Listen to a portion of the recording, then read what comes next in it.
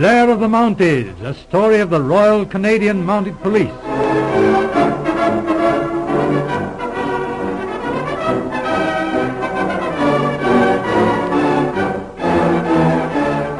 We present the 17th episode in Blair of the Mounties, in which we find Inspector Blair in an entirely new role. Beginning in the early years after the Great War, and steadily increasing through the next decade, the stream of deadly habit-forming drugs from the Orient into Canada and the United States has created a tremendous and baffling problem in crime detection. Assigned to special duty in connection with the drug traffic with headquarters in Vancouver, British Columbia, Blair has requisitioned his friend, Sergeant Marshall, to work with him. Very much worried at being called in to work in which he has no experience, we find Sergeant Marshall, as our scene opens, entering the office in Vancouver with his chief. There you are, Marshal. This is where we work. But this is a business office. Well, yes, I hope so, Marshal. But I don't see the idea.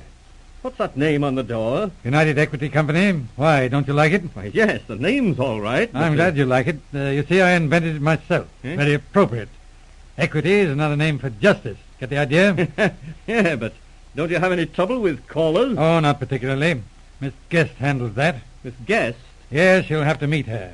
She's over in Victoria today. Very efficient lady. Knows all about the drug business, speaks Oriental languages, worth her weight in gold. I see. Oh, she's in the service. Yes, very interesting woman. You'll like her. Look here, Inspector, I want to talk to you about this job. Fine. Sit down, Marshal. How's everything in Renfield? Oh, quiet as usual. How's my old friend George Redmond, the sheriff? Same as ever. You know, I was rather glad to get away from George. Ever since that Sutton case, he's been a nuisance. How do you mean? Well, you know George. To hear him talk, you'd think he was the one that first got on to Clayton. Good old George. But you're looking worried, Marshal. What's the trouble? Oh, it's this dope business. You know, Inspector, it's a highly technical game, and I don't know the first thing about it. Excellent. Yes, but listen, Inspector. It's a highly specialized business. A man has to be an expert. I've been 18 years in police work now. But when it comes to the drug traffic, I know less about it than the average city cop. So that's the trouble, is it? Yes, that's the trouble. That's funny. You know, 3 months ago, when I was assigned to this work, I was called to Ottawa to see the commissioner. He's a pretty big man, Marsh. I'll say he is. That's why I took a chance when I went in to see him. I came out flat-footed and told him I thought he was making a big mistake. You what? Yes, I told him I didn't know a solitary thing about the drug traffic. What did he say? Oh, he just laughed. Said that was just why he'd picked me. Sounds a bit contradictory. Yes, that's how it looked to me at first. But the more I've thought about it since, the more I agree with him. Well, I hope you're right, Inspector. On that basis, I ought to be a first-class choice. But I don't follow that sort of reasoning. Look here, Marshal. The trouble with the world today, and modern police work in particular, is that everybody's trying to be too smart and technical. Oh, but one has to move with the times. In a way, yes. But look at the Mounted Police as an organization.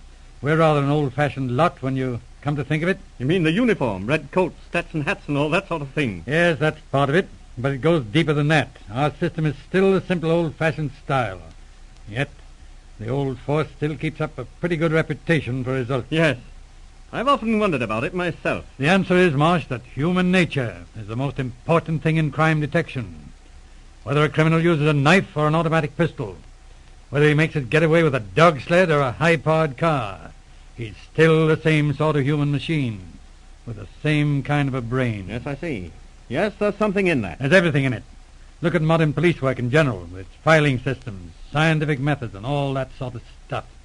And look at the criminals who get away. In a way, that's true. And look at modern trial systems, expert witnesses, psychiatrists, murder trials lasting for weeks. In the old days, it generally took a few hours. Well, but things were simpler then. Simpler, yes, but no easier. Just think of the old organization of the Northwest. Handful of policemen, a couple of judges, and a hangman. They wouldn't have known a psychiatrist from a load of hay. But they knew a criminal when they saw one. Well, we're getting off the point. We have a lot of work to do. Anything special? Yes, there's a lot of dope filtering into the U.S. from the Orient lately, mostly through Seattle. What's that got to do with us? Now, the U.S. authorities claim it's coming in through Canada. Just passing the buck, eh? No, I don't think so. They have some pretty good men on the job down there, and their system's ahead of ours. Certainly looks as if the bulk shipments come in here and are broken up for distribution across the border. The distributing plant seems to be somewhere up here. Any suspects? Yes, we have one or two. I'll talk about that later. Frankly, Inspector, I feel utterly helpless in starting this work.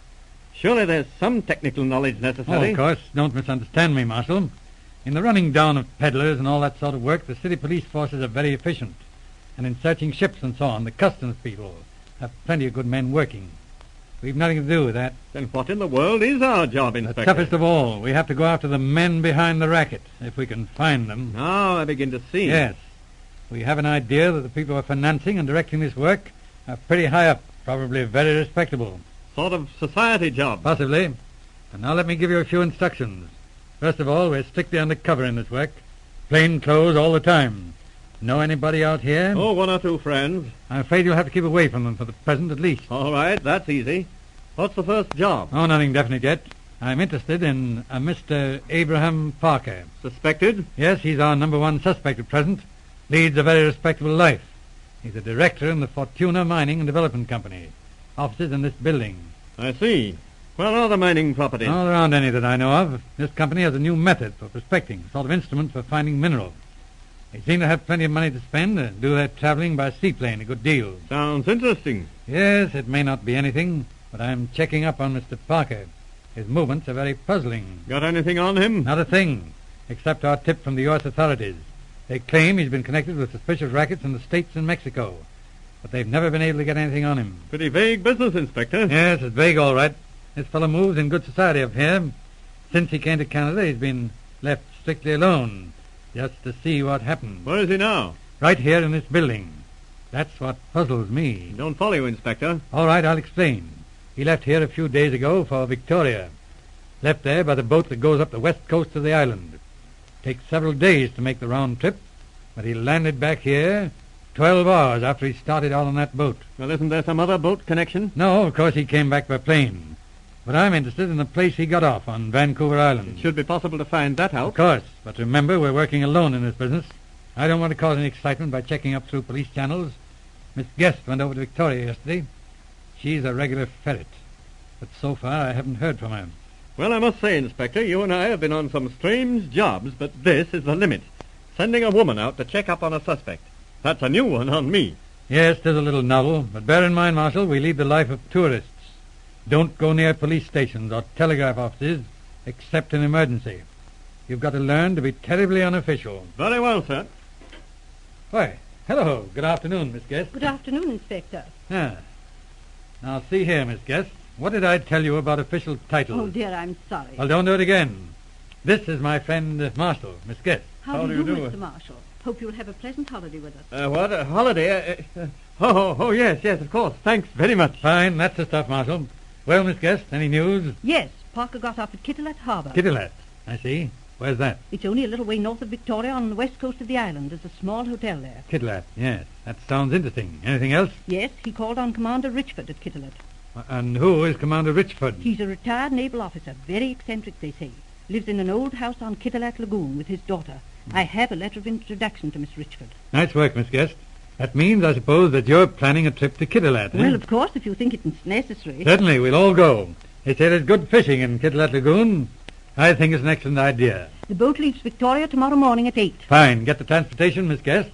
Remember, we're all strangers to each other. We'll get acquainted on the boat. Now, Marshal, we'll go uptown and get you some tourist clothes and fishing tackle. You mean that, sir? Certainly, and not so much of the sir. Oh. We're just a friendly party, going to have a nice little time up at Kittilak. And don't forget your music, Miss Guest. Marshall's quite a singer. But see here, hang it all. When do we go over this case? Plenty of time for that, Marshal. Come on. Better straighten up in the office, Miss Guest. We'll see you at the boat.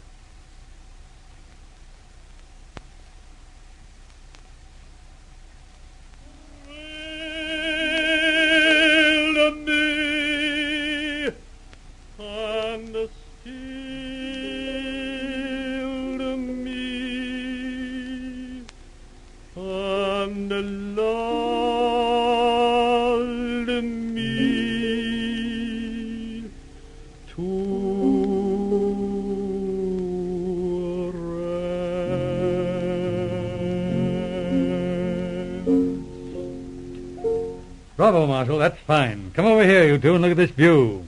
Yes, isn't it gorgeous? All right, keep up the conversation. I suppose that's where your friends live, Miss Guest. Yes, that's the house across the lagoon. Quite a big place, apparently. See that girl coming up the steps? She's from that house. Then they got my message. Yes, keep talking, Marshal. By George, look at those fish jumping. We ought to get some good sport tomorrow. Oh, yes, I'm going to try that new spinner of mine. Excuse me, are you Miss Guest? Yes, and you're Miss Richford, aren't you? Yes, I got your note, and it was kind of you to come. And these are two gentlemen I met on the boat, Mr. Blair and Mr. Marshall. How do you do? How do you do? How are you, Miss Richford? You have a beautiful place, Miss Richford. Yes, it is lovely here, isn't it? Are you staying long at Kittilak, Miss Guest? Oh, I never know, my dear. Traveling's my hobby, you see. I'll stay till the next boat comes back anyhow. Perhaps longer. I see. I'm so sorry I can't invite you all to the house. You see, my father's practically an invalid, and we never entertain. Oh, please don't trouble about that. My friend and I are thinking of trying the fishing in the morning, Miss Richford. I understand the stream in your private grounds is a good place for trout. I wonder if we might presume on so slender an acquaintance to... Really, I don't know. You mustn't misunderstand me, but my father is a little peculiar. I'll ask you. Oh, don't trouble him. By the way, I met a friend of your father's in Vancouver. Mr. Parker, his name was. Fortuna Mining Company. Oh, yes. I know him slightly. Oh, really, Miss Guest, if you don't mind, I'll have to get back. My father needs attention constantly, and I'm afraid I must go. Certainly, my dear, I understand. I'll come down to the boat with you. Oh, no, please. Don't bother. I'll run back sometime tomorrow. Well, I'm done. What's the matter with that girl? Careful, Marshal. Somebody listening. Say something, Miss Guest. Hurry up. Marshal, there's something here. That girl was frightened to death when I mentioned Parker. Yes, I noticed that. Careful of these people in the hotel. Where's your gun? In my pocket. All right, be sure it's working. Tomorrow we'll get out on the boat where we can talk. And tomorrow night, I'm going to find out what's in that house over there.